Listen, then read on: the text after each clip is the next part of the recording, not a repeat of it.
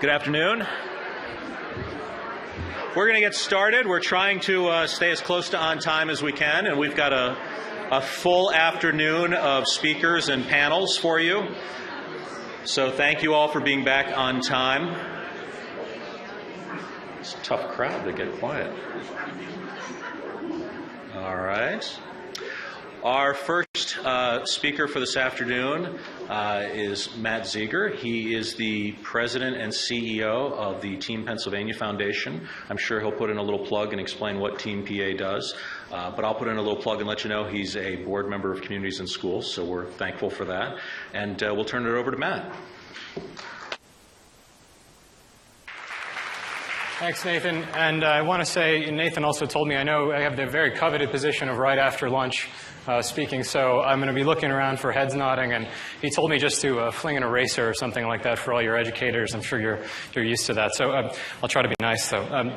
So I also know, this is an impressive group, and it's really a nice, diverse group, and it's very rare, actually, for us in the foundation world or anybody that works in policy to see such a broad array of organizations around a single issue, and really what sounds like an awful lot of consensus in the room from that we've had through this time and really the rest of the day. So I want to just, I guess, really also thank you for this coordination and this collaboration that seems to be very organic, that's happening amongst a very broad array of organizations. That is something to be really proud of. I think that will bode very well for the movement of this issue and the changing of some of these statistics that we're going to talk about a little bit later.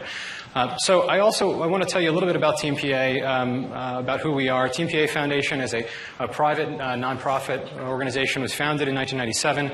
The mission of the organization is entirely focused on economic development. So we are the primary resource for the Commonwealth from the private sector that brings together the public and private resources to invest in really driving economic development forward in the state. So we've put about $65 million on the street since we were founded, directly focused on entrepreneurial development, small business development, creating new companies, new growth here in the state, also international business development, and a whole host of different areas of workforce development. But in those lists of the things that I talked about, you'll see kind of conspicuously missing education. And historically, that wasn't really part of what we did. And I'm going to tell you just a quick story over the next few minutes about why that's changed for us and why we've really, in the last 4 years, gone from being a fairly, as the presenter before said, a cold, business-oriented group to somebody that's had their hearts tugged a little bit and had our minds changed about what economic development really is and really what the role of your organizations and the particular leadership that you have, and why we need to be a part of that, why we need to invest in you, why we need to invest in your capacity, and invest in changing some of the numbers and some of the things we're going to talk about, and we already have been talking about today. So I know a lot of you are educators, so I wanted to kind of tell you what I'm going to talk about today. I'm going to do a quick short story. I'm going to do some math, and then I'm going to end with a big idea. Right? So there's some numbers on the board that'll make sense in a couple minutes. But I wanted to tell you a quick short story about myself that I actually I thought about and learned about even through preparing for this presentation. So when I got on the board of Communities and Schools, it was something that Nate had reached out to me, and I learned about the organization, and I was fascinated by the work they did. But honestly, until this day, until just the last couple of days as I was preparing for this presentation, I hadn't really thought about probably the most profound thing in my own life that affects how our organization and how I see this issue. And very bluntly, my dad was a high school dropout. And I think it's kind of all too rare for us to talk about those things in the public. My dad was a very smart guy, entrepreneurial guy, innovative guy, almost too much. And I think for the educators and the principals in the room, I think you see those kids all the time that are just raring to go. They just think, well, they know better than you, right? They want to get out there and save the world or do whatever they want to do. And my dad is one of those guys. He is one of those guys. So when he was 16 or so years old, he said, "I've had enough with this walk away, go try to start his own company, go try to do his own things. And probably that shaped the financial instability, the fear in our family, the challenges that we had for my entire life. You know, the challenges that he had in holding down a job, the challenges that he had in being able to get really above that hourly wage, you know, just going from hourly wage job to hourly wage job that would never make any ends meet. That it affect my mother, who had to work steady and be that steady rock in the family that just plugged along at that tough job every day with her kids on the floor next to her, next to that job, because of the challenges that he had based on this decision that was made when he was 16 years old. And he would openly talk about all this to you. So I think, you know, one of those things, that story that I want to tell you was really that profoundly affected the way I think about this issue. That it's a very broad issue. It affects more of us than we realize, and it affects us in very, very deep ways. So Nate asked me to talk about the kind of economic impact of it. And, you know, when we look at economic competitiveness, typically we look at this very high macro level, right? We look at taxation policy, we look at workforce, we look at all these things that go into creating a good business climate. But as you all know, as anybody knows that sits around the kitchen table writing a check every day, economics starts at home. Very, very bluntly. So the economic impacts of this issue are probably more profoundly felt around the kitchen table or around, you know, you name it, even if there is a kitchen table, frankly, in some situations. So I want to tell you some numbers that, you know, when I was exploring this issue a little bit, I was kind of hit by, and our organization has really taken into consideration as we've changed the way we invest our dollars around this issue. So a few numbers. This is the math part, okay? So a few numbers, and I'm going to try to not bore you with this because there's a lot of statistics.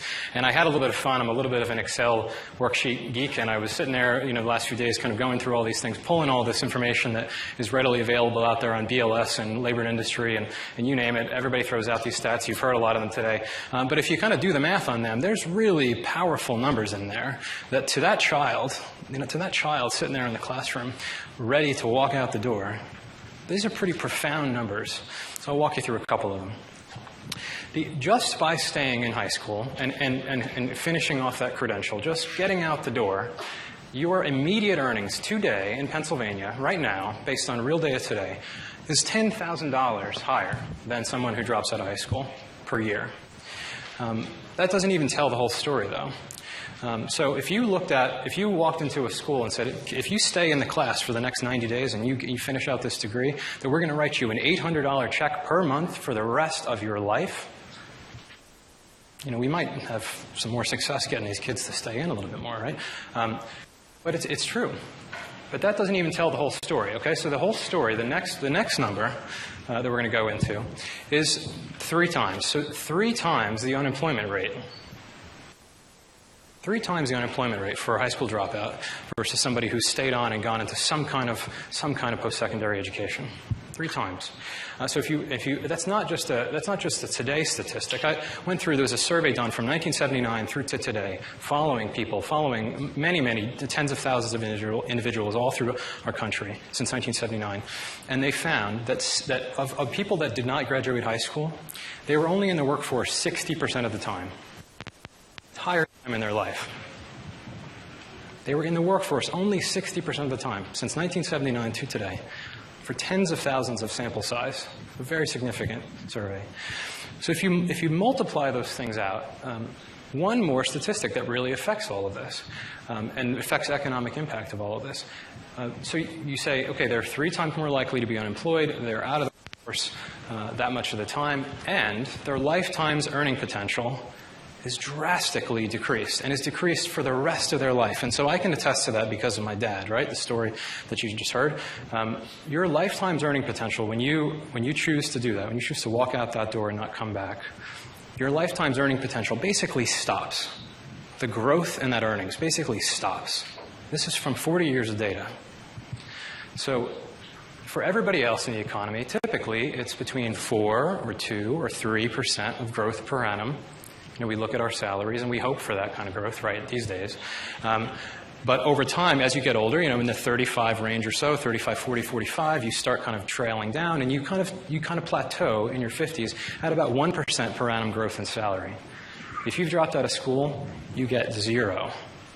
The data shows 0 for almost your entire life. 0.2, 0.3, 0.4, maybe in the early parts of your life, but as you get older, 0. So what that does, if you add that all up, okay, if you take your average annual earning loss, you multiply it by the time you're out of the actual workforce and the growth earnings potential decline, you get, this blew my mind, just to stay in high school to the last day, you lose $1 million over only 40 years, from 25 to 65 years old. So very conservatively, $1 million. Isn't that amazing? I thought, okay, that's why, right? That's why the lights went out when I was a kid. That's why that's why I thought we were, that's why I grew up without television, because I thought we just were really smart people and we didn't have television. But it turns out that we couldn't pay the bills, and I came home one day and my mom said, okay, we don't have TV anymore when I was 7, and we never had it again. So I got used to it. But that's why, right? Okay, that's why we see in all of these families' lives. That's why. It's something that's so intangible. They think they're working hard. They think they're trying to do, but the data bears it out. The data bears it out. You lose $1 million out of this economy, out of your life, out of your family, because of this choice. So that was powerful to me, and I needed to share that with you.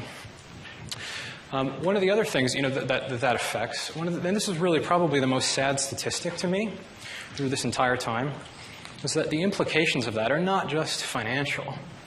Right? They're not just about insecurity, about the fact that you don't have retirement, about the fact that only 30% of folks that drop out of high school own a home, the fact that all of these things are impacted. They have much worse challenges in health. They typically don't have a good health care. So you roll up all these implications, and they become basically net negatives to the public source of income, public source of revenue in a state or in a federal government. So typically someone that drops out of high school is actually drawing off of the government about $1,000 a year. That's versus someone who has just stayed in high school over that realm that's actually paying in almost $10,000 per year in taxes. So that's an $11,000 difference in cost to the rest of us, right? So that is a profound impact and drain on the rest of our economy and the rest of our governments at a local level, at a federal level, and a state level. But the real sad statistic to me in all of this, and something that I'm so thankful that I was able to kind of step ahead of, not through, certainly no credit to myself, but through great parents that really pushed for us to do that. If you drop out of high school, your children have a dropout rate of about 10%. This is, again, over that long statistic that I was telling about 40 years of this. If your family is a high-income family, that's a 1.6% chance that they're children. So you're talking about, 8 times more likely to drop out from somebody who has dropped out versus someone who stayed in and gone into further education. So you talk about these generational issues, and for those that are especially superintendents and principals and see this in the families that they've worked with over multiple generations, this is why, these are the statistics that pull our heartstrings as a cold, business-oriented foundation, right? And this is why we're investing many more dollars in this. To the extent about 4 years ago, we changed our entire business model. So typically, all of our dollars went entirely into direct economic development investments. About 4 years ago, we started slowly moving into education. And to today, and over the last 2.5 years, we're 50% of our dollars every year go directly into education. Not just pie-in-the-sky kind of policy education, but K-12 public education. The real stuff that's scalable, the stuff that affects these kids in the classroom directly to support teachers, in systems that affect folks that are trying to lead their buildings well, in supporting the Department of Education and helping them have the resources they need to make good decisions. And so one of those partnerships that I'm really proud of today, and this kind of segues into the end here, one of these partnerships that I'm really proud of today is with Susan Corbett and with the First Lady's office. And as I've gotten to know Mrs. Corbett through this time, I've been impressed with just how passionate she is about this issue. And I think you probably remember this, but the first time we sat down at the residence and we started talking about really what you wanted to be known for as you led in that position that you have, she told us a story about a young student that she had when she started out as an English teacher. I won't tell you the whole story. Okay, all right. I'm not going to steal your... See, we didn't talk about this. But But it was, it was actually really touching. It was one of the most, and she'll tell you the story, and I hope you'll all weep like I did, right? So, very rarely, and I hope you recognize this, very rarely do we get a public official in a position like that has that kind of emotional passion for an issue. And we saw that, and I said, where do we sign, right?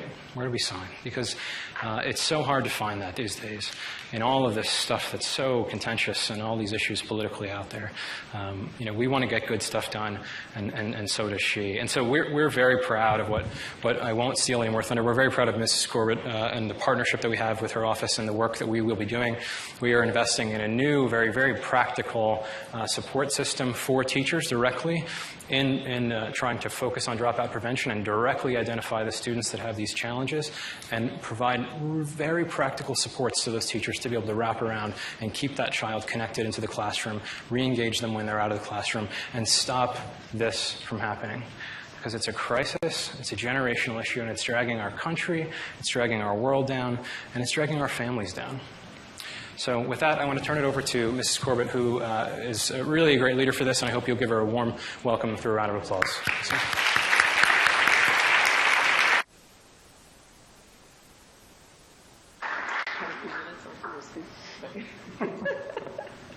I love it when you're the next speaker up and you sound like, oh no, he's going to tell them what I'm going to say.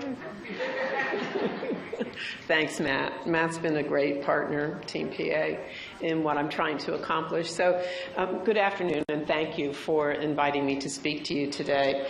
I'm really pleased to see the level of knowledge and passion and expertise in this room, all working together to solve a really important problem. With an initiative that I named Opening Doors, Promising Future for Pennsylvania Youth, I've waded into this challenging work. Now, I have to admit that I was reluctant to take on this issue, even though I felt strongly about it. I was a teacher for only 1 year, and that hardly makes me an expert in education. And I've had an interesting and varied career working in the nonprofit sector, usually with organizations that are involved in lifelong learning. And I think of myself as a jack of many trades, but a master of none. And I know that my experience pales to many in this room. However, I do have one advantage that no one else in this room has, and that is I'm married to a governor. Well, actually, I married a governor-to-be about 40 years ago, when neither of us considered that we'd ever be in this position.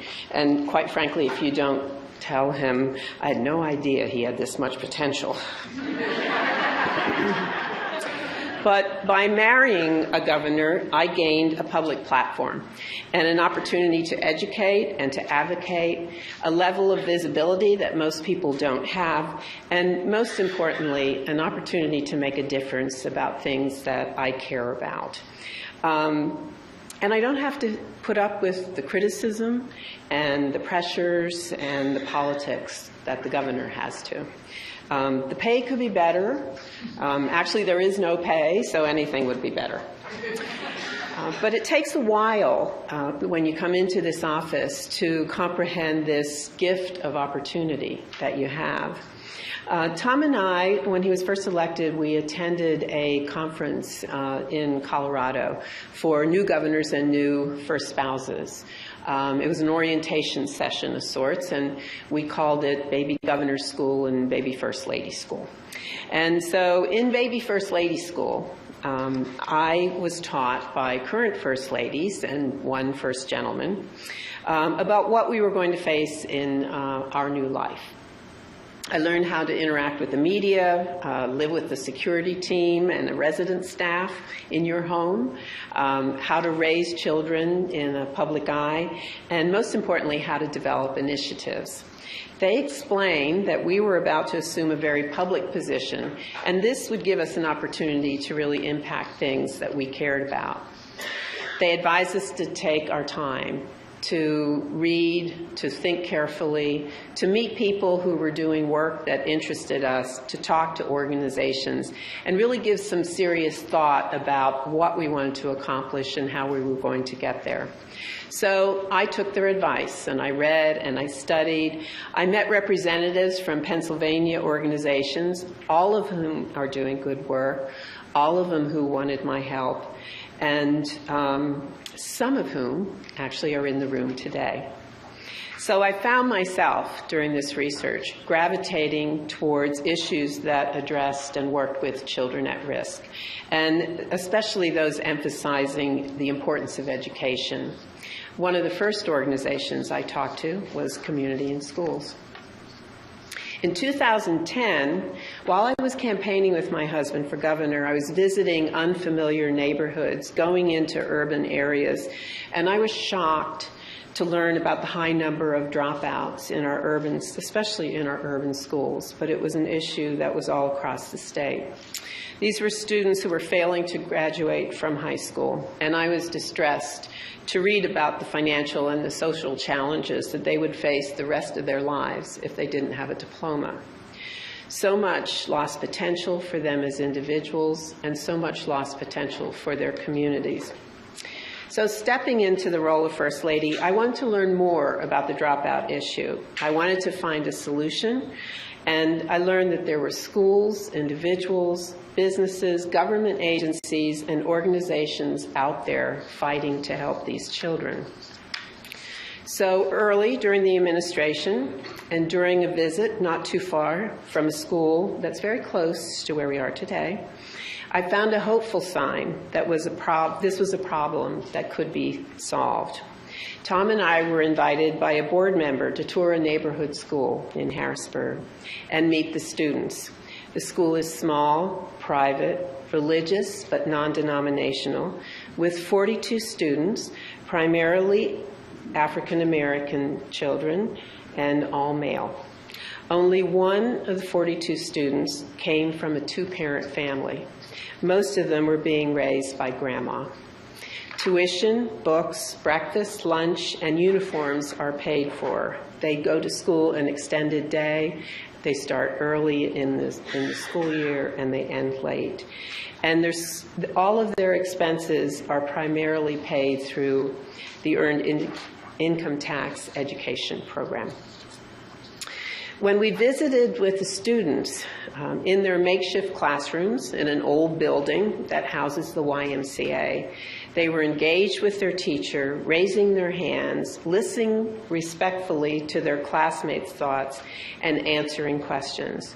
They took a break from their studies to meet the new governor, and they asked lots of questions about being governor, and they told us what they were going to do when they finished school.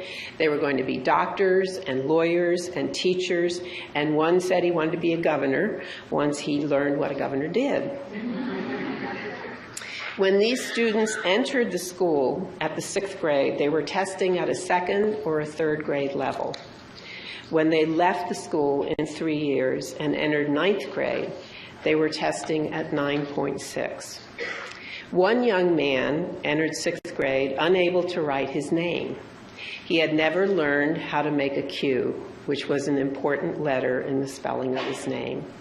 He told us that when he came to this school, he was taught how to write his name. The school tracks their success in high school, offering emotional support and counseling. And when they are graduated from high school and they go on to postgraduate education, the school provides some financial support. The students were full of hope and energy, enthusiastic about learning, and excited about their future. The students, their teachers, and this school inspired me. There's a national organization, America's Promise Alliance, that has a campaign to end the high school dropout epidemic. It's entitled Building a Grad Nation. And they recently issued a challenge to all the states to raise graduation rate to 90% by the year 2020. The most recent data they've released has Pennsylvania's graduation rate at 84%, which really doesn't sound that bad. until you realize that nearly 1 in 5 students in Pennsylvania is not graduating with his or her class. Thousands of children every year, enough to fill a good-sized stadium, do not earn a high school diploma with their peers. This year's annual update from Grad Nation reports 2 of 50 states have reached the benchmark of at least 90%, Vermont and Wisconsin. The remaining states are divided into 3 categories: on pace to reach the goal by 2020, improving but need to accelerate progress to reach the goal by 2020. And the third category, off pace, will not reach the goal at current rate of growth. Sadly, Pennsylvania joins the 22 other states in this last category. But I just love a challenge, and I hope you do too. There are good things happening in pockets around the state, in schools around the state. There are efforts to increase the graduation rate, and many of you are involved in those efforts. But Pennsylvania is a big state, and if we are to meet this national challenge, we must do better. In my early research of this issue, I became confused about direction because there is no one-size-fits-all solution, and students drop out for many reasons. Bullying, physical, sexual, mental abuse, pregnancy, homelessness, boredom, family responsibilities, personality conflicts with a teacher, academic failure, low expectations from adults. The list is long. Where do you begin? My challenge was to bring focus to this big, unwieldy, but important problem. And then I was introduced to the work of Dr. Robert Balfons, a researcher from Johns Hopkins University and co-director of the Everyone Graduates Center. Dr. Balfons focused his research in the middle school years. He found that teachers could identify a potential dropout by the 3rd grade. By the 5th grade, students have made up their mind if school is for them or not. He discovered that students begin to disengage at that age, and during the critical years of 6th through 8th grade, they start the process of leaving school mentally and/or physically. He discovered there are common indicators that signal they may be checking out: attendance, behavior, course performance in reading and math, all things that schools already track. Dr. Balfons' research proved that if you paid attention to these 3 indicators, you could identify a child at risk of dropping out. And sometimes they only have one of these indicators. But if you could apply an appropriate, targeted intervention to that child, the chances of transitioning successfully to 9th grade and on track to graduate increased significantly. If you did nothing to intervene, that student has only a 20% chance of graduating. Dr. Balfons recognized a window of opportunity and developed a tool that he called an early warning system. The system could be used to track individual children and alert educators when a student could be disengaging. Interestingly, he did his initial research in Philadelphia, in the Philadelphia public school system. I had the privilege of observing one of the schools that participated in his research project. Years later, the school still uses his early warning system. Communities in Schools is present there and actively involved in the intervention strategies.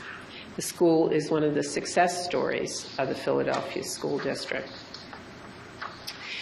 Very early in my research, I met with Secretary Tomales of Pennsylvania's Department of Education. The secretary, and Dr. Carolyn Dumaresque, whom I think you heard from this morning, have been champions of opening doors. And the Department of Ed staff has embraced this issue. It has been such an honor for me to work with this group of dedicated, knowledgeable, and passionate educators. They have advised and guided me through this past year, directing me to schools, to administrators, to teachers who are doing amazing work, what would be considered best practices in education. So my little initiative, Opening Doors, appears to be taking on a life of its own. We take a giant step forward when the Pennsylvania Department of Education completes its Educator's Dashboard and Early Warning System. Phase 1 of an online dropout prevention tool will be launched this fall and eventually will be available to schools throughout the Commonwealth. And we are thrilled to have Dr. Balfons assisting us in this effort. Team Pennsylvania has been and is an important partner, educating the business community and leveraging their financial support and professional expertise. Other state agencies have programs that could offer interventions, and organizations from the private sector that I've spoken to are all eager to help. Other states are watching our progress.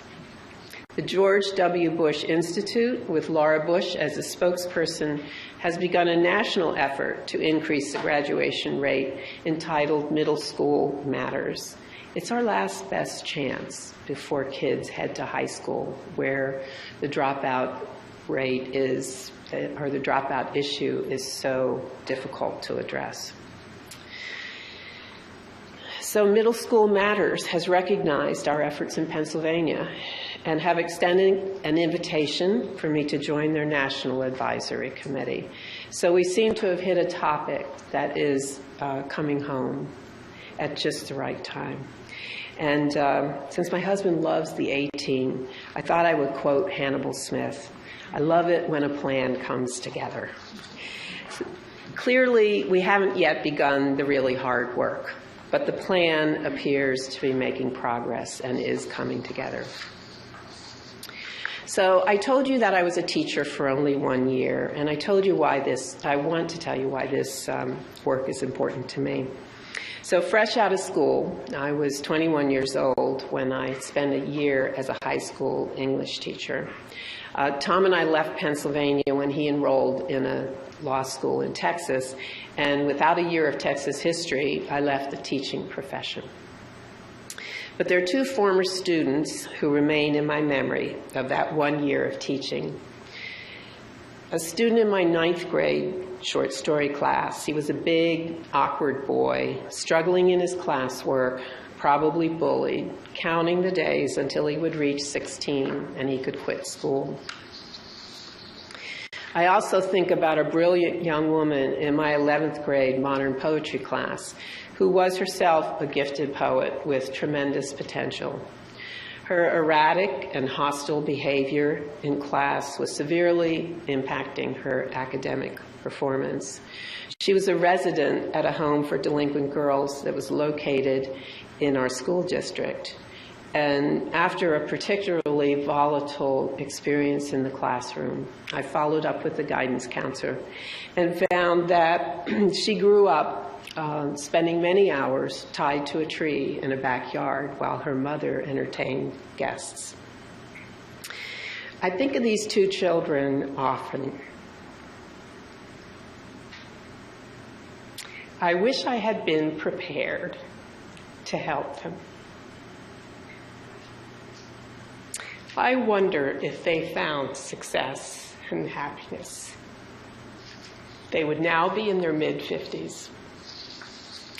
And there are thousands of kids out there just like them every year who are making that decision and are limiting their chance for a life of success. But fortunately, we have a plan that promises to work, and we have people like you who care and are willing to help. So once identified, we have the strategies to help these kids, and we have the data to attract the effectiveness of both system and strategies. We can all play a role in providing an appropriate intervention and keeping kids on track to graduate. And if we can't actively intervene, if we're not teaching or we don't belong to one organization that can intervene, we can write a check to the organizations that are doing this work or the schools that are doing this work. So I am encouraged that you are in this room. I'm encouraged that this is a problem we can solve, and I want to thank you for your interest, and I want to ask for your help. Thank you.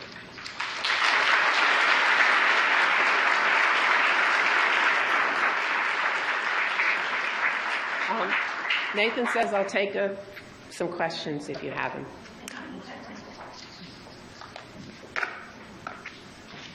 Okay. Thank you very much. You're welcome.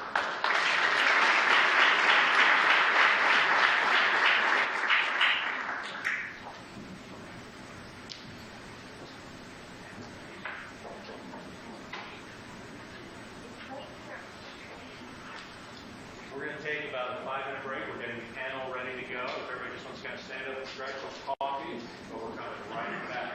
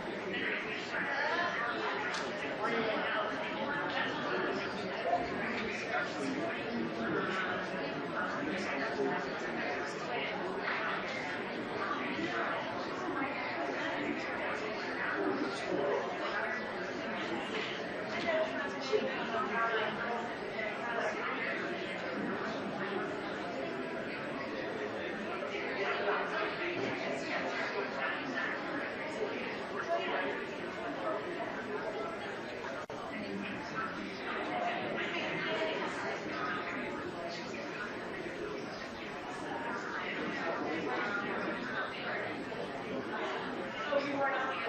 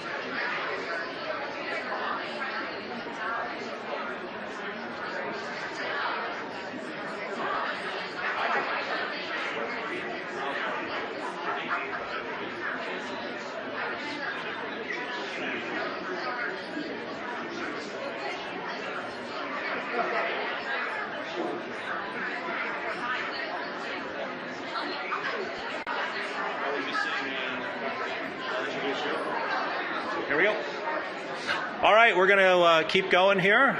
We've got a lot more yet today, and all of this leads up to a great discussion later in the day, and we're going to want your feedback. But right now, we're going to turn it over to Andrea Niederer, our moderator for the next panel. Andrea. Cheers, Joe. Are mics on? Can you hear me? Okay, well, I have the pleasure of having a conversation today on the Pennsylvania Youth Survey, something that we feel is very important at communities and schools and is used heavily in the field. Before we start, I actually would like to see a show of hands. Who here has used the Pennsylvania Youth Survey or is familiar with the PAYS? All right. So we'll come up with something else to talk about. Yeah, that's wonderful news. I'm actually going to go through our panel here and ask you to introduce yourselves, if you will, please. I'm Kim Bowman. I'm the Deputy Secretary for the Department of Drug and Alcohol Programs for the Commonwealth. Good afternoon. I'm David Volkman. I'm the Executive Assistant to the Deputy Secretary in the Office of Elementary and Secondary Education, which is the longest title in the department. Let's see if I can beat that. Yes. I'm Jeff Colchin. I'm with the Pennsylvania Commission on Crime and Delinquency, the Office of Juvenile Justice and Delinquency Prevention. I'm close there. I'm also the project leader for the Pennsylvania Youth Survey Administration in the Commonwealth. Excellent. So we heard a little bit about early warning indicators, and some of the framework that we use within the Commonwealth of Pennsylvania already deals with risk factors, correct? So delinquency, dropout risk factors. Many of the things that we see as practitioners in the field is that there can be a combination of events that occur in the lives of our students that lead to problems down the road, and it really is that continuum of events. In your packets, you have 2 sheets of paper that are handouts for this presentation. One is the significant risk factors for school dropout by grade level. The other is the CTC risk factor framework, of which school dropout is a part. But as we're talking, we will discuss risk factors more, and so I wanted you to have that information today. So some of you do know about the PAYS. Jeff, for those of us who don't know, could you share some history? What is the PAYS? Absolutely. The Pennsylvania Youth Survey is a survey of Pennsylvania youth given across the Commonwealth. It's given to youth in the 6th, 8th, 10th, and 12th grades. The idea being is that you can track the same cohort of kids as they progress through their educational career. So that the kids that take it in 6th grade will take it again in 8th grade, will take it again in 10th, and take it again in 12th. It allows you to see the same class of kids and monitor the changes in their behavior and changes in what they're reporting on the survey. It looks at the attitudes, knowledge, and behaviors around ATOD use, violence, bullying, and other problem behaviors. The questions are asked in a variety of domains. There are questions dealing with the school domain, with the community domain, with the family domain, and then also in the individual peer domain. The idea being is that youth are faced with issues and risk, not just in their schools, not just in their communities, but across all the people they interact with in their lives. The PACE is a prime source of information because it comes directly from our kids' mouths. Our kids are telling us what they think, what they know, and what they believe about antisocial behavior. So the PACE gives us a component of data that you really have trouble getting from any other source. We are asking the kids directly through a anonymous and confidential survey about their knowledge. The survey is completely voluntary, and because it's anonymous, the research around survey design says that youth are more likely to take it seriously if they know that the answers to that they provide in the survey are not going to come back to bite them. It's not that if they answer honestly, their principal is going to call them in the office and say, well, you reported this on the survey, or the parents aren't going to be told, well, your child reported smoking cigarettes within the last 30 days. The anonymity gives us a sense of reliability about the data that can really be helpful in the planning purposes for all the work that we do across agencies and across all of our communities. Over the years, Pennsylvania has added a number of new types of questions to the PACE. After each administration, we kind of have a powwow, a overview of what information was provided, what new areas may come up. Some examples that we've added over the years have been questions around gambling, questions around prescription drug abuse, questions about mental health, such as depression, and other antisocial behaviors. So it provides information that our partners in the field who are actually working in the schools or in the communities directly with the kids, and then also our state agency partners view as valuable as we start to decide where to put our scarce prevention resources. The great thing about the anonymous aspect of the survey is that you cannot identify any individual student response. So the idea is that the information is collected in aggregate and is reported. It can be analyzed by grade, by school district at large, and then also at a county level. So you have a variety of information, and it opens up the possibilities for comparisons. You can compare where different problem behaviors exist in your school district. Is it starting in the 8th grade? Is it starting in 10th grade? You can compare your district against other districts to see where one district may be having a problem that your kids don't see as a problem, but you may have something that needs to be addressed in a different way. For example, one district may say, we have a problem with our youth smoking cigarettes. So that district would want to look for a program to address that tobacco cessation, trying to prevent kids from doing that.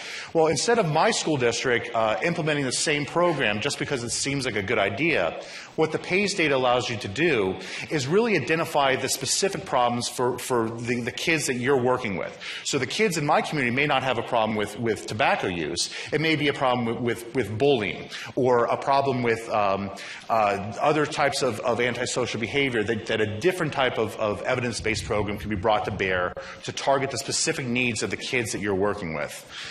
The other real important thing about PACE is that it brings in the concept of risk factors, but also protective factors. The data has a variety of questions that are rolled up into risk and protective factors. It's based on the Communities that Care model. It's work done out of the University of Washington by Drs. Hawkins and Catalano. And the idea is that there are that risk factors have been proven to lead to specific problem behaviors. So instead of just solely addressing the problem behavior itself, instead of saying our kids are drinking alcohol, PACE allows you to get at the reasons why they're doing that. What's going on? What sorts of norms are existing that are leading kids down the path to engage in those problem behaviors?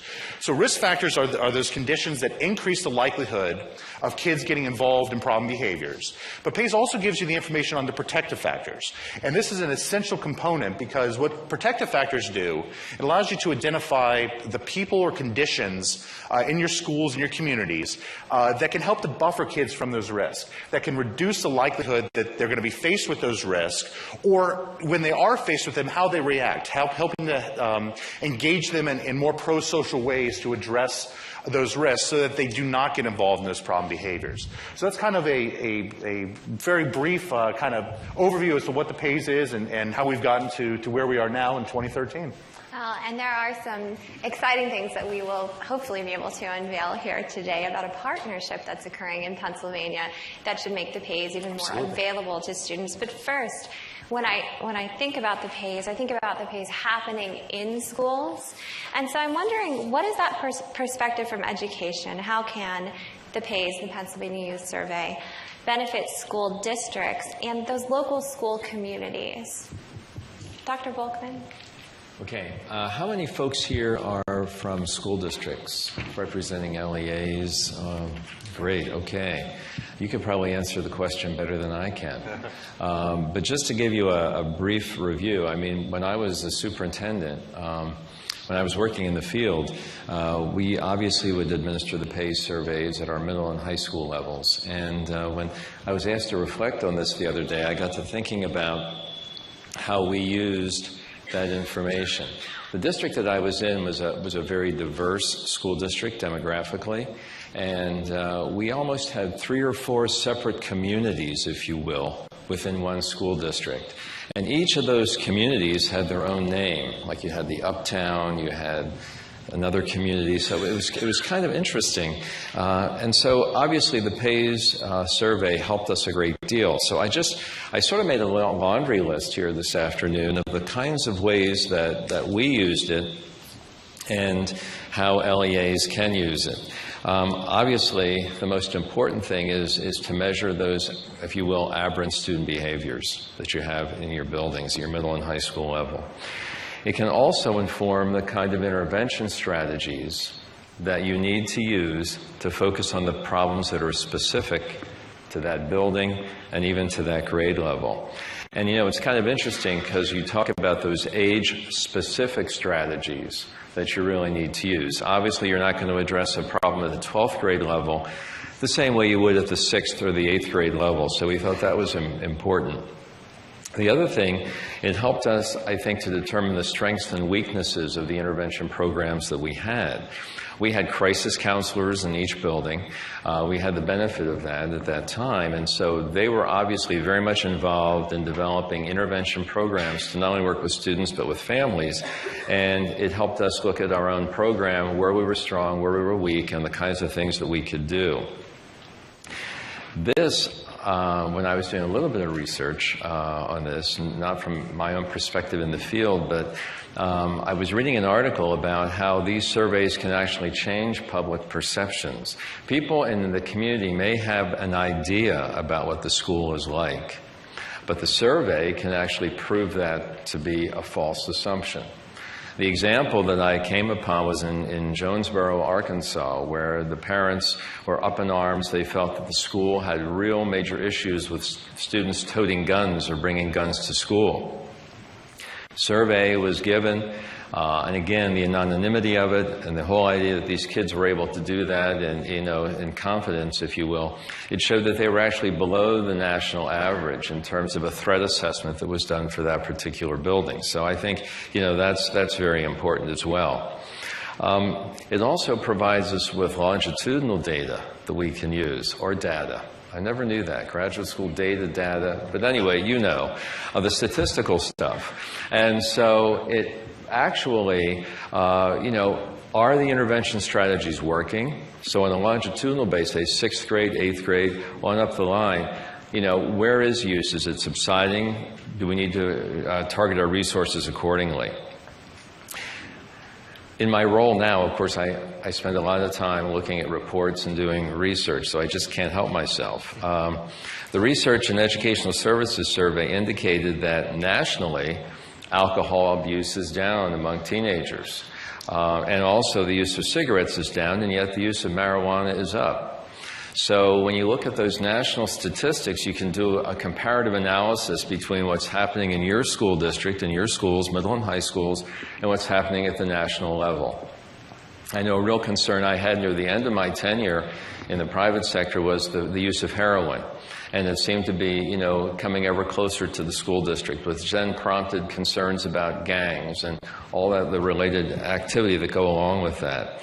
So I guess, and of course then the CDC, our Center for Disease Control, again indicates that the trending, they do these trending reports annually. So I would recommend that LEAs take a look at what the trending reports are that come from our national center, the Center for Disease Control, and other research agencies, and compare it to what's happening in their own districts and in their own communities. I think that's extremely important. But of course, the real reason we're here today, I was really scratching my head because we're talking about dropouts. I mean, that is the focus. And I think, again, obviously the surveys are going to truly inform the work that you're trying to do in your LEAs on dropout prevention.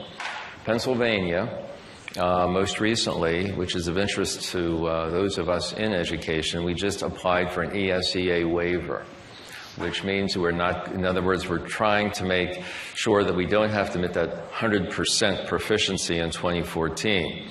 Not because we don't want to do it, because we're educators, but we realize it's not realistic. But one of the things that, as we were preparing the waiver application, which was an interesting process, was the fact that we talked about how we can work with our priority and our focus schools in Pennsylvania. The priority and focus schools in Pennsylvania are our poorest performing buildings, if you will. And unfortunately, when you take a look at the data that is prevalent in those buildings, you also see high dropout rates in middle school, high school, and all those indicators that we need to address, that the survey obviously would help us to address preliminarily and also long term. Again, another research study was done. The Journal of Public Health reported that dropouts are likely to have tried substances anywhere from 1.3 to 3 times greater than their peers who remained in school. So that's another issue you have to deal with. So these kids are actually starting to use drugs earlier. It's also impacting on their study habits. And also they date earlier, which I thought was kind of interesting. Do you know that dropouts actually date earlier than non-dropouts? I'm not sure how that happens, but well, I know how it happens. But I mean, I just find that's a relatively interesting statistic. And so what happens then, these folks who move on to drop out, they not only remain on that continuum of substance abuse, but they use substance abuse to a greater extent. In other words, they're more involved in drug usage, they're more involved in alcohol abuse and that kind of thing. So, and we know what that does. That impacts crime, employability, poverty, and all those things you've heard about throughout the day today. So bottom line, this is a long-winded way of saying that, surveys actually give us that actionable data that's highly relevant in our school-based prevention programs. I do have to say something about the First Lady's initiative because I've been very privileged to play a very small part as Dr. Dumaresque's Chief of Staff in some of that work that's related to that. And it's interesting how it made us stop and reflect on attendance, behavior, achievement as being those primary indicators in school of students not being as successful. Texas has just done some really good work in this regard as well. And I know that I've been reviewing the data that they've been using, which has actually come from a survey they did on the students in that state. I will say one of the things that I've often heard in my work from parents and even from teachers from time to time, and that is students lie on these surveys. They're not telling you the truth. They're not being honest.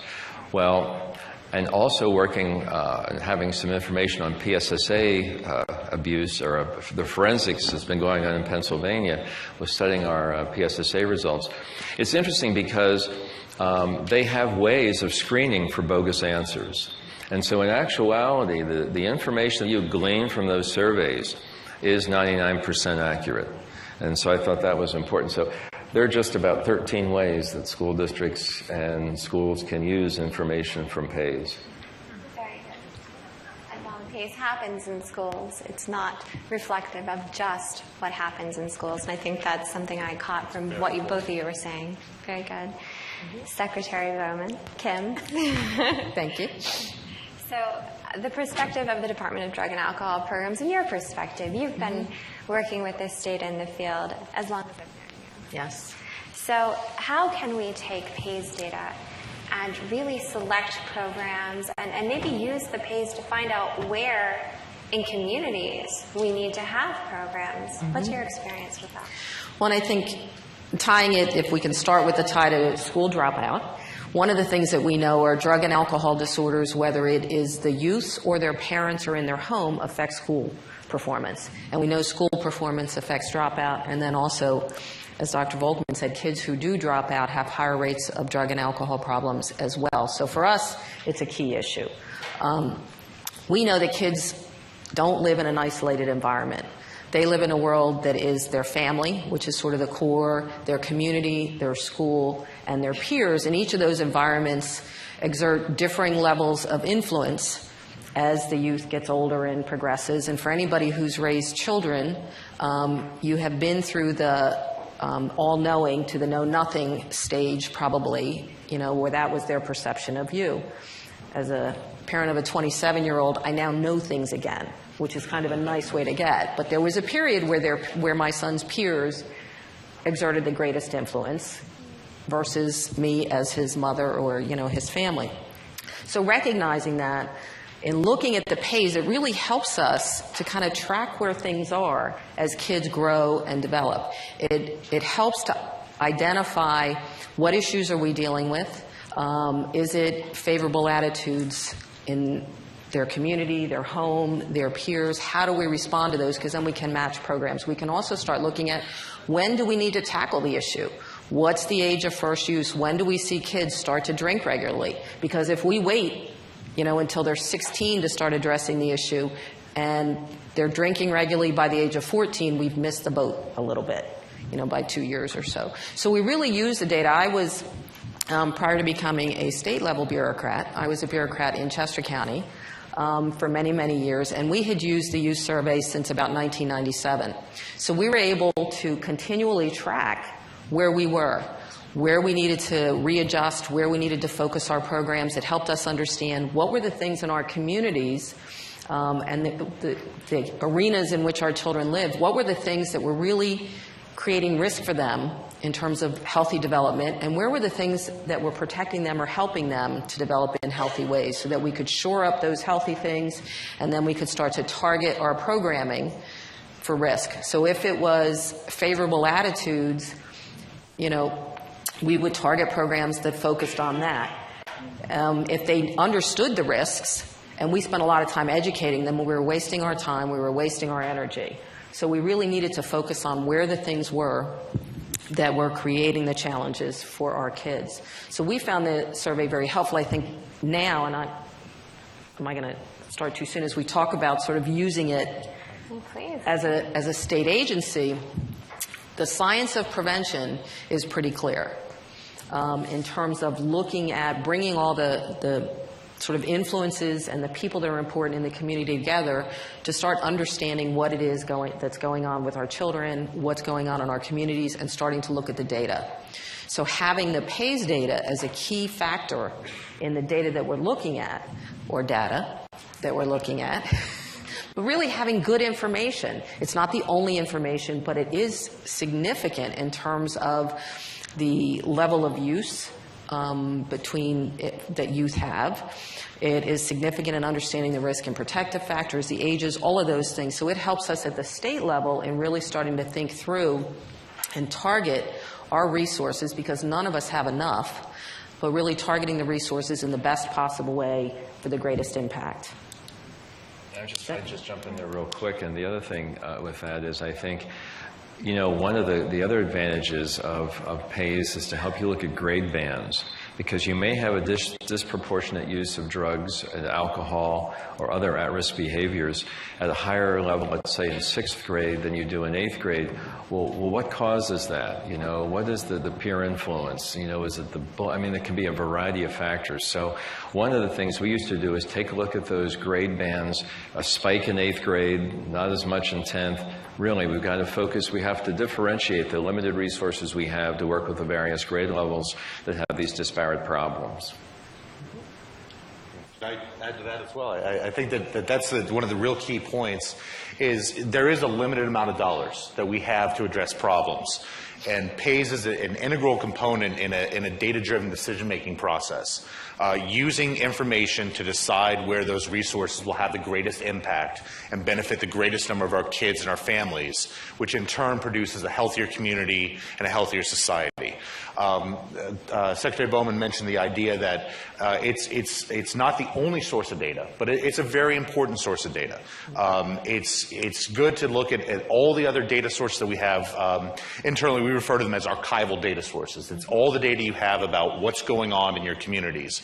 But as I mentioned with my initial remarks, nowhere else can you really get the insight from the kids. Adults may think that they know what's going on, what kids really are doing and believing, but asking it directly from the horse's mouth is invaluable when you're making these data-driven decisions. One thing with that is it works both ways. That the kids may identify something as a problem, but if you do a second-tier analysis of the data, you may find that there isn't as much of a problem as the kids think it is, which allows you to then kind of work to change the mindset of the kids. We are currently working with a project called Collaboration Through Positive Messaging, which is a grant that was given to communities and schools to basically work with school districts and to work with individual community collaboratives around the Commonwealth to focus on the positives, to figure out where things are going very, very well, and having the kids communicate that message. Things like if your PAYS data is saying that 15% of the kids are smoking tobacco, instead of focusing on the 15%, you flip it on its head. You focus on the 85% of the kids are reporting that they do not smoke. Be part of that majority.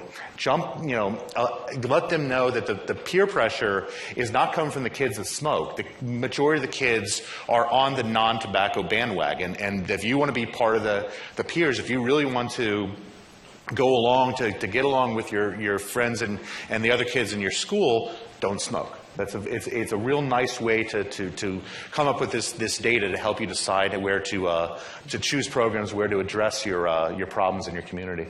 It really does give you a reality base. What is really going on in our community? What is really happening with our kids? It either feels like everybody's doing it sometimes or nobody's doing it, but this tells you what actually is. And so when a kid says, well, Mom, everybody does it. Well, no. 80% of the kids don't. 85% of the kids don't. Let's kind of really talk about what's going on and let's focus our resources. So it's very, very helpful. It helps, and I think it's also helped as we've seen shifts. Things like marijuana, the issue of prescription drugs is significant.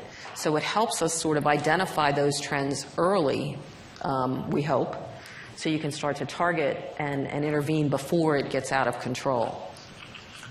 And we've actually seen where we've been able to bring area police departments together through the use of this data because we feel we have a problem in common because, school district boundaries being as they are, that, kids get together from multiple districts and of course, all kinds of infiltration of activities. So we've found that to be extremely important in terms of informing our work and letting the community know, and then bringing those stakeholders together, and also being very honest and going out and telling your folks, hey, we really need help with this problem. This is really something we as a community need to address because these are the folks who are going to live here and work here after they graduate.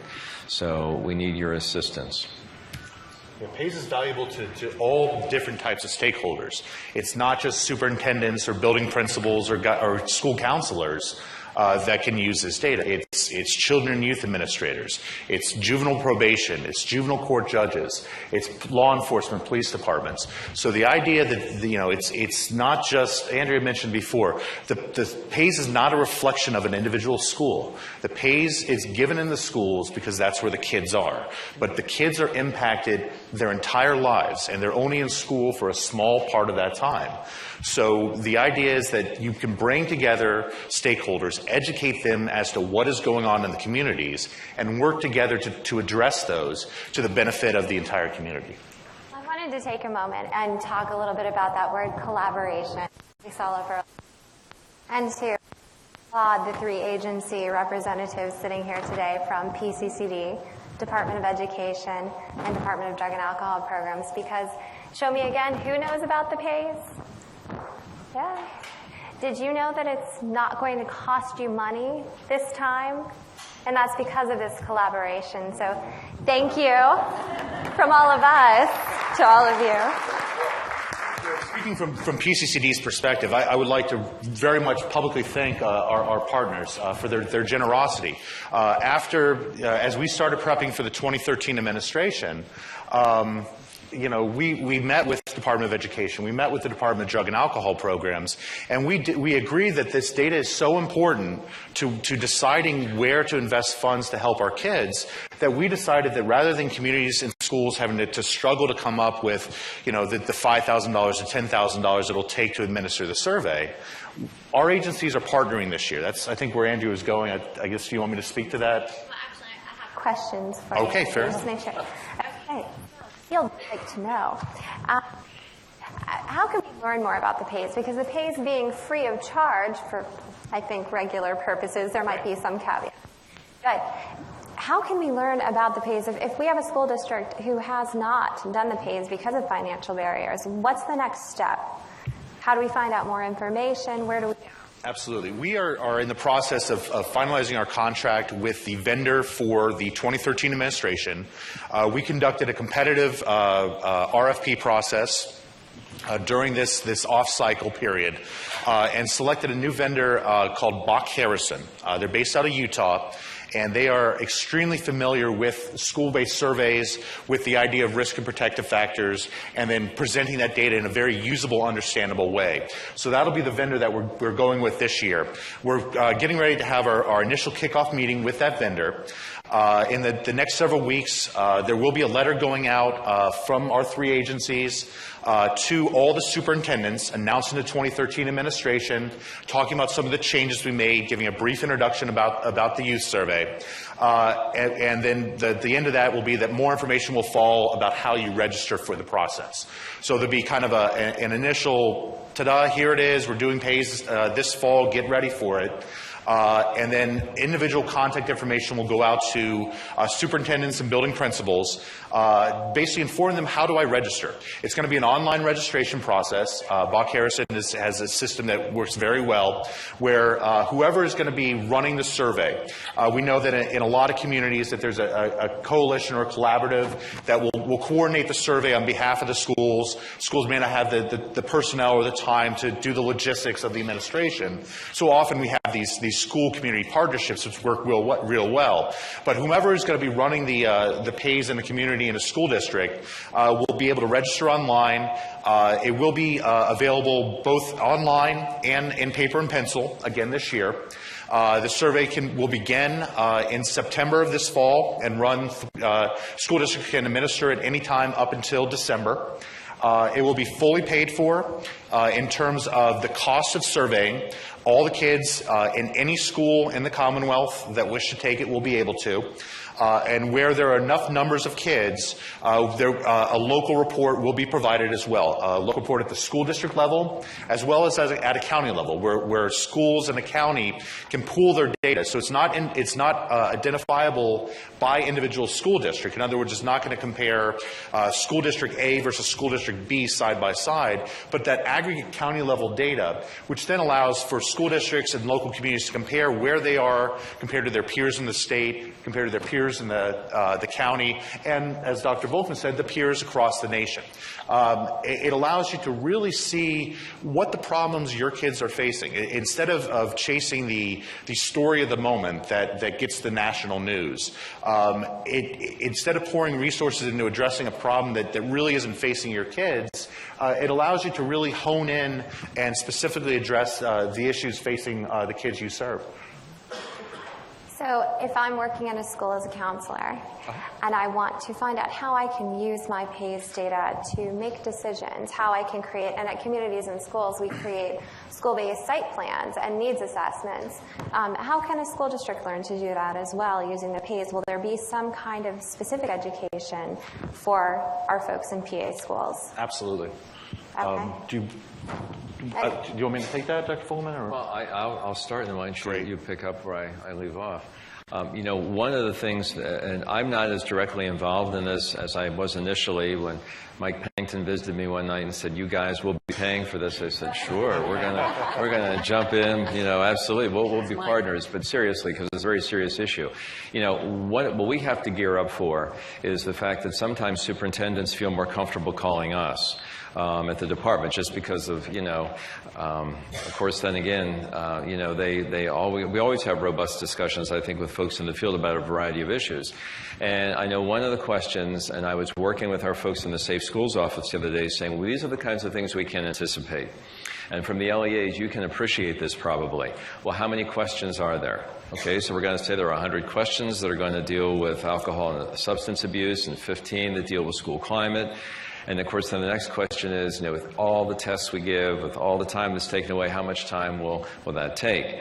And so we actually are gearing up to respond to those questions once the pen links go out collaboratively to let them know that what we're about. And we're also going to, and the other thing we always have to deal with is, you know, using the data. How is that going to be used? Is it going to be used negatively against the school district? And as you know, and I think Dr. Dumarescu, I know she did, I was here this morning, she mentioned the school performance profile. And the school performance profile has gotten, you know, it's something we have to do for No Child Left Behind because we have to have a reporting tool for the federal government. But within that, we have 3 component areas, 3 of which, of course, are at the district level. One is financial, safety, district-wide, and then academic achievement. We also have a school building profile for each building in every district, and that gives you the safe schools information as well as academic achievement. So the safe schools piece is what we're really going to be focusing on and telling them how important it is that we get the accuracy of this information, not only to inform the school performance profile, which gives you a numerical grade like an 87 or a 90 or whatever the case may be, but it's also going to help you when you make plans, those intervention plans as you move forward. So I think, you know, that's really certainly important for us. And I know I'm the youngest person here relative to my years of service in a state agency, I think. I don't know.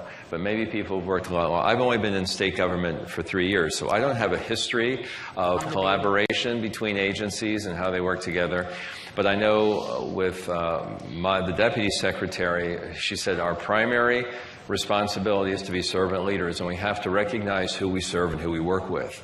And so that has sort of been our mantra over these last 3 years. So we want to collaborate as much as we possibly can. And I think that, you know, treating other agencies the way we want to be treated has been extremely helpful because we have collaborated on so many different levels, because that's what we're about at the department now. Yeah. And I'll probably always have been, but I've only been there 3 years. Yeah. So. Well, I've only been a year. So I've been here a year. So you're younger than I am. Well, okay. And our agency is less than a year old, so we don't know any better. Yeah, you are. So that's interesting. It's a new role for me. Going back to our initial meetings that we had with Dr. Volkman and Mike Kosip over at the Department of Education, one of the things that they asked for in that meeting is, can there be some sort of follow-up guide? The idea being, I'm a superintendent, I'm a school counselor, I'm a director of school services. I have my data. What does it mean, and what do I do with it? So one of the things that my agency is working with, our partnership with the Epicenter, was that introduced this morning? The Evidence-Based Prevention and Intervention Support Center. Epicenter is funded through my agency with financial support from the Department of Public Welfare, Office of Children, Youth, and Families. And it's an entity up at Penn State that really helps with the proliferation of evidence-based programs. The idea being, if you're going to choose a program, choose one that works and choose one that's designed and evaluated to specifically address a certain problem. In other words, you wouldn't want you wouldn't want to do a fire safety program to address a sexual education program. You want to choose a program that's tailored and proven to address specific needs. So one of the things that PCCD and our partners will be working on over the course of this next 6 months or so is the idea of this follow-up guide, is giving help to the field, giving help to school districts to interpret their data, to help them understand how to pull out the nuggets about what the kids are telling you, and then using that to develop an action plan, using that that to choose appropriate programming that's recognized nationally on the variety of different program lists. The SAMHSA NREP list, the Blueprints for Healthy Youth Development out of the University of Colorado, formerly known as the Blueprints for Violence Prevention, the OJJDP list of promising programs for juvenile justice. All these types of lists that have a variety of programs, we want to be able to help you match your needs to a program. So that's one thing we'll be doing for Value Added. I think one of the things about the PAYS that's helpful is it really does take something that sometimes feels like it's all over the place or overwhelming, and it puts it in an organized way to help you really make sense of what's going on, so that you can start to pick out those nuggets and you can start to say, how do I match the right program to this need? Because again, there's so many things going on and it can feel very overwhelming. To have it in a way that's organized and meaningful is very helpful in planning and responding to things. And I know that there are resources available at the county level, yes, that when our schools identify that there is a gap and they are looking for a program, I think the county is a great place to begin to search. Also, being able to look at some of the clearinghouses and programs that were discussed earlier with Dr. Dumaresque, I think, would be an opportunity. Question? I would just jump in there very quickly. You know, one of the concerns that we have at the department has actually revolved around the student assistance programs in Pennsylvania. I know it was addressed earlier, but our federal dollars have been cut substantially. And but one of the things that we were concerned about, because those of us who'd been in the field recognized that student assistance teams really do perform an extremely valuable function.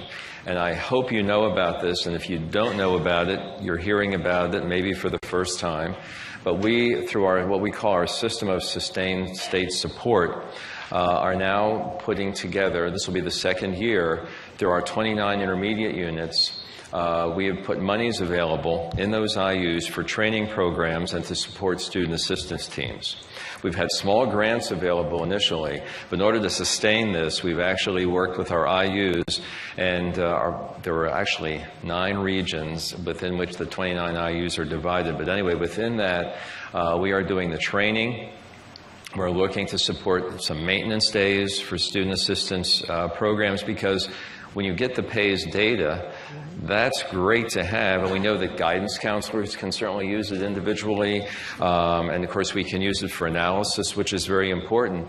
But we have found, and I have found specifically, that student assistance programs are so valuable, and unfortunately the funding has not been there. So this is our way of trying to emphasize how important student assistance programs are through the IUs.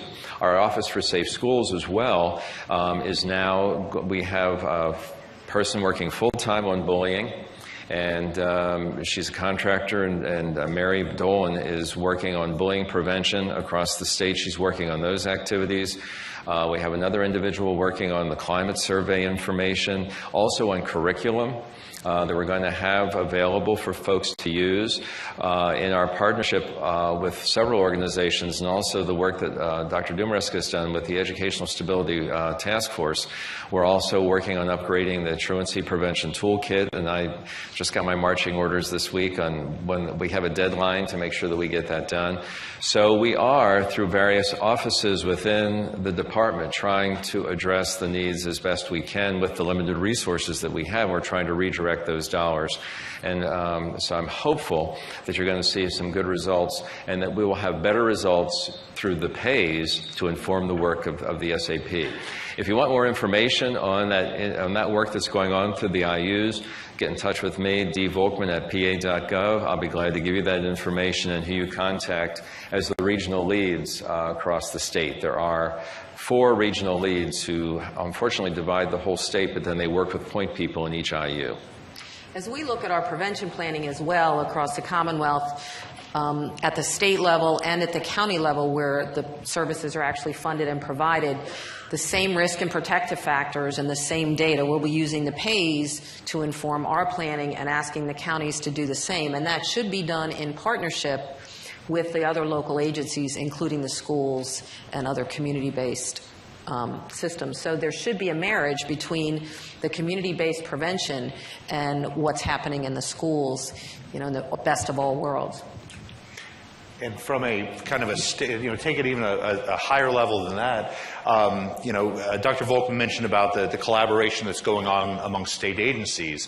One of the areas that our agencies have really started to do is use the PAYS at the statewide level to identify what our priorities are. What are our kids across the state indicating as major problems that we want to put funding out for? And one neat thing that PAYS allows you to do is really make the case of need. Anyone that's written a grant application before knows that the more detailed you can show the need and show the impact that funding will be, the more likely you are to get funded, be it by a state agency, a federal agency, a foundation, a local nonprofit. So PAYS allows you to really make the case. It's not, oh, our kids are smoking marijuana and if we need money to do a program. It's 25% of our 10th graders reported smoking marijuana in their lifetimes. This is compared to a statewide average of 18%. We're requesting funding to implement a specific program to target this issue, and we'll be able to report on results based on what the changes we see over time to keep you informed as to the impact your dollars are having. It's a much stronger case than just going to a funder with your hand out and saying, please, please, please, we really need to help our kids. And Jeff, it does sound like with your PAYS advisory group and state partners, there are more opportunities for the funding community to understand the value of PAYS, yes, which is a different perspective, making sure that our funders understand the benchmarks that are available in PAYS. I do want to make sure we save some time for audience questions. Is there anything else that you would like to share particularly from your seats before we open things up to audience questions? I'll jump in and then, again, I think, one of the dreams that I've had is the fact that and I guess it's from my experience, but the idea that I could see collaboration not only among state agencies, but also out with local police departments and other organizations, because to have the police become involved in terms of educational programming for students and to have in servicing for teachers. I was truly fortunate to work with a wonderful chief of police who was able to bring those programs to our schools, daily park and walks. It's just amazing, and they get to feel the pulse of the building. And so ultimately, wouldn't it be great if not only the state agencies collaborate more, but even our local law enforcement agencies could collaborate and I realize it's more difficult in some school districts because they may encompass 3 or 4 different municipalities, and that's a problem for them, I know. But I think, the whole concept of how we can collaborate as a community, recognizing that in order for us to continue to grow and to be successful economically and socially and in every way, it really does take all of us to help our kids dream with their eyes open. It's so important. And we're seeing more participation from the communities that care coalitions and from our SCAs to support education. So we thought that this particular subject, where the PAYS has been used perhaps to measure delinquency prevention pieces in the past, really did apply to the same barriers and combinations of issues that occur in students' lives that would impede, graduation and academic success as well. There's overlap between all the risk factors. The same risk factors that can lead a kid into delinquency, can lead a kid into dropping out, can lead a kid into more direct involvement with law enforcement through negative behaviors. So the idea is that this data can be used by all stakeholders. And the more that people can pool their resources, share their information, and coordinate their planning, the better the outcomes, the better the results, and the more positive impact we can have on our kids and families. The one thing Andrea, when you mentioned, is there anything else you want to highlight? The one concern that we did hear with our last cycle was the timeliness of the data. We had a kind of good news, bad news situation with it. We had a fairly substantial increase in participation in the 2011 PAYS. Unfortunately, the increase in participation kind of overwhelmed our vendor and delayed the delivery of the results. So one of the things we look for, I mentioned the competitive RFP that we put out. One of the things we did put in there, and is in the contract with Bach Harrison, is that all the local reports, the summary reports at a district level or a county level, must be delivered to the field no later than April 30th, 2014. The idea being is that we recognize as state partners that if we can get the data into the hands of the field before the school year lets out, we can have an impact on that following school year as people are making curriculum decisions, choosing programming, applying for grants. So that's one area that we did hear the concerns from the field, and those are some of the steps we're taking to act upon that. So the pays will be delivered on time in 2013 is what I just heard you say. That's what I'm saying. Fantastic. Thank you. Okay. So how about some questions, knowing that we've already answered the question that the pays will be on time in 2013? Up there in the green shirt, please. Will the report be fully funded as well? Yes, the local summary reports will be fully funded at both the county level and at the school district level. The only area that I'll put a caveat in is if you have too few kids. If let's say a charter school participates and they only have 10 kids in a grade, there's one of the things that's built into the survey is the protection of confidentiality. So when you drill down to real small numbers, you run into the slight danger of potentially identifying an individual student response. But as long as there's the end value, quote unquote, for the data is large enough, then all those reports will be covered through our agency's pooled resources. So. I'm trying to imagine, because every panel has mentioned how counselors play into the carrying out of vision. And I'm trying to imagine in all the schools that have no counselors, and there are many, how does this get into the building? Generally, it's sent to the superintendents. I don't mean the data. Okay. I mean the data. I mean the interventions. They usually come through a counselor and then to the student population, Right. According to a plan. And we have so many schools that have no counselor at So all. Jeff, hi. Speaking as a counselor, working for community schools that did not have counselors, oftentimes what we would do, we would bring in community providers. We would connect our folks to individual resources, those individual programs, through our county SCA, through our partners in the community, through our educational resources and our partners at the IUs. And we would bring those programs in so that it wasn't necessarily staff doing the program, because sometimes we're at capacity. We don't have school guidance lesson time in which we can provide this. For us, it was somebody from the outside, a CIS site coordinator. I think you might have mentioned you're from Philadelphia. No. Oh, I'm sorry. You mentioned something happening in Philadelphia earlier. But talk to me later, because we might be able to connect you with some community providers who could assist in a specific locale.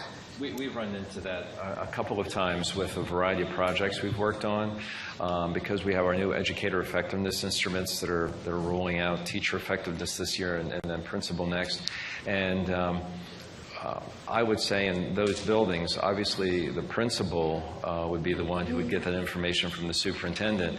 And and this is very helpful information for me to take back, because as we look at we do FAQs quite often on these kinds of things, and this is something that I can give to the Safe Schools office, because quite point in fact, you could create interventions through a team of teachers who would be convened by the principal. And interestingly enough, in the new principal evaluation instrument, there is a piece there called systems leadership, and it deals with safety issues. And again, it's not a gotcha to the principal, but we talk even in there about the collection of artifacts and evidence as to how well you've addressed safety issues in your building this year, and that might be the way to go. I think what we also saw sometimes was either when it was district-wide, the pupil services person at the district level, and when it was building, it would be the principal or the vice principal that would work with the community partner. But in those cases, it's generally bringing somebody else in, correct. Because you don't have that mental health counseling staff available. And I will tell you that quite often, our prevention providers are looking for opportunities to bring services into the schools. With some of the pressures on schools and the time available, sometimes it's more difficult now for them to bring programs in because the schools don't have the time. So I think there is a real openness in looking for those kinds of partnerships. And that's where the pays can come in, is to help you decide, if you have 4 providers that want to do a program, which of those programs is going to get you the biggest bang for your time investment, not just the money, but the taking away from other things that schools are required to do a program to help address issues, you want to choose the most appropriate and the most impactful. I'd reinforce what Andrea mentioned, is that if schools don't have a counselor, partnering with the community collaboratives, partnering with the people in the community that understand how to interpret data, understand how to choose programming, can be a very effective way. And then the community partner can work with the school through grant applications or through direct service delivery. So there's partnership is the answer. I guess I would use one word instead of the 20 I use. So absolutely. And really, when you take a look at PAYS, it's almost an environmental scan of your community. Mm-hmm. So, because you're looking at the adolescents in that community, but I think that speaks to a variety of issues, and I think it can bring a variety of people to the table. Mm-hmm. Certainly. More questions? Pennsylvania Youth Survey. Show me again who is familiar with the Pennsylvania Youth Survey. Well, I think the question is now who's going to do it next year? That's a very good question, because it's free. It's free. So anybody, I would really strongly encourage all of you to try to get it done in your schools, in your buildings. It really does provide tremendous information and helps bring those partners in. Oh, we have a question, yes. Well, actually, can I tell a quick story? Please do. PAYS? Absolutely. Okay. So I was the mayor of my little town back a long time ago. When PAYS first came around, and there was a lot of talk in our community about should we do it, should we not, because if we do, we're going to know what really is going on in our school district. So I decided that we were going to dig into this. And I said, you know what, in our little Harrisburg school district, we're going to do this survey, see where it goes. This is for us. And what's about doing a survey, because we also looked at what's going on with the community. So as mayor, for the first time I partnered with my district, our police people were at the table, our recreation people were at the table, we were all there. And one of the things that came back, I just love this story. One of the things that came back was we were very high, the kids was high on positive attitudes towards antisocial behavior, both in community and family. 4 months, we sat there and said, how do the kids think that? Like, this is flawed. Surveys are wrong, right? No way. Why would they think that? Who has positive attitudes towards antisocial behaviors, right? And I think it was probably 2 months of talking day after day, week after week. Finally, it occurred to us.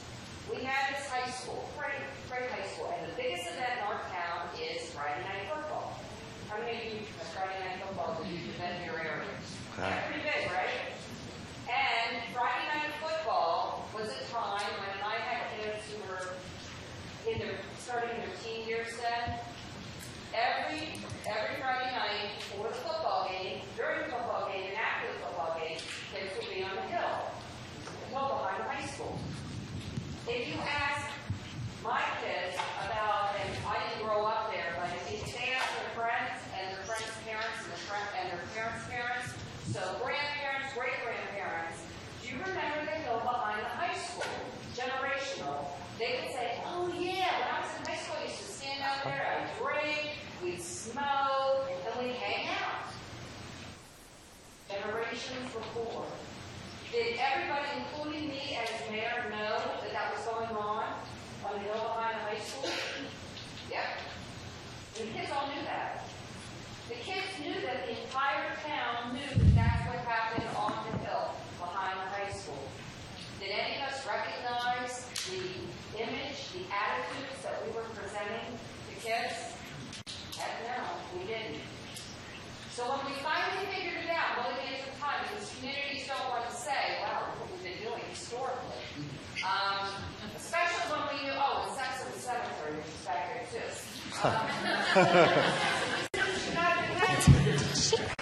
Anyway, besides the fact that they go to the high school with no goal behind it, That sounds like a movie. we passed an ordinance keeping kids off the hill. We passed rules saying when you come in, you can't leave and come back. And when you leave, and if you leave early, you're going to have a parent with you. So we passed some new rules, some ordinances about loitering and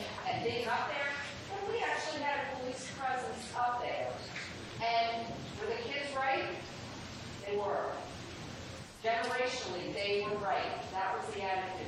Everybody thought Friday nights, that's what we need to do. We also began a community center for the whole building, Canadian Community Center, began with dances. You would not believe the change, and it was all brought about by this PAYS survey.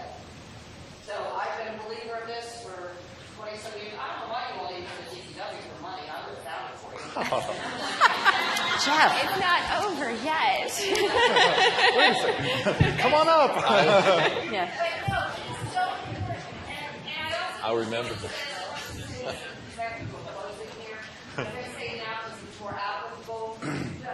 one thing I didn't hear a lot of talk about is county partners. I didn't hear a lot of talk about children, youth, and mental health, and Drug and alcohol. drug and alcohol, and all of our partners in county government. Guess what? We're all paid by the tax dollars. We're all public service. We all serve many of the state populations. When they have that opportunity to see that data, you know, there's school districts like, what is it, like Homing, isn't it? Like the Elsie and stuff, is it like Homing? Like Homing has staff they put in every building. They have seen a significant reduction in truancy, in dropout, in adolescent problem behaviors. So that's something that you wouldn't have to pay for. The lady over there that asked about that, you might not have to pay for it because the county would see value in that. The police, share these with your county partners. That's how you're going to make a difference with this. Thank you. Sorry. Thank you, Secretary. I appreciate it. That's a great example of how you can use the data without choosing a program that costs money. It's changing mindsets. It's increasing understanding and awareness among adults about our kids. It's too often easy for us to think that we know everything and the kids don't know anything. They just need to listen. If we listen to them, we can do our jobs better. And that's at every level from state officials down to parents. And I think that's a real valuable thing to take out of this discussion. So we began today with some information on focus groups that happened around the Commonwealth. It really fostered youth voice, youth perspective, and the PAYS has that same understanding. And I appreciated that you said, well, don't kids lie, and that our conclusion is, no, they don't lie. They really don't. We have very honest youth for the most part, and we're getting good data back that can help us formulate real solutions. So in a time where we need to be more cost effective and use the resources and the people that exist, we're happy to have the PAYS at no cost to the Commonwealth and maybe even more free? I don't know how to put that.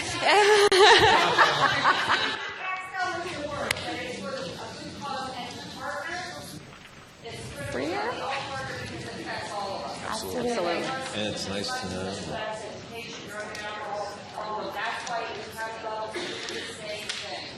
Excellent. And thank you for agreeing to pay for this next year. I think that's a great thing.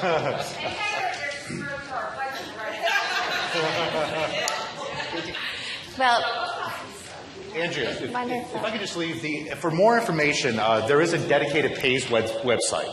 It's www.pays.state.pa.us. So all the information about the upcoming administration will be posted on that site. We will be developing a series of FAQs as more and more questions come in. We'll keep adding to that. And then we're also working on what we're calling a series of one-pagers, which is why is PAYS data of interest and of usefulness to various stakeholders? Why is it useful to a juvenile court judge to know what the kids are saying?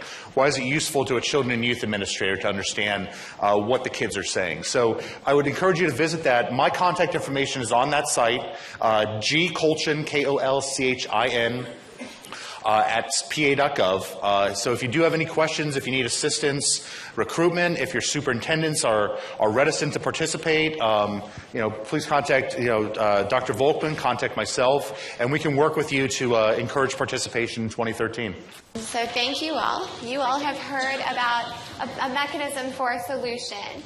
And so as we move forward, we will talk more about solutions at multiple levels. Please stick around. The next stages of our day, as we draw to a close, are very important to actionable steps in dropout prevention. So to our panelists, once again, thank you so much. And to everyone here, thank you for attending.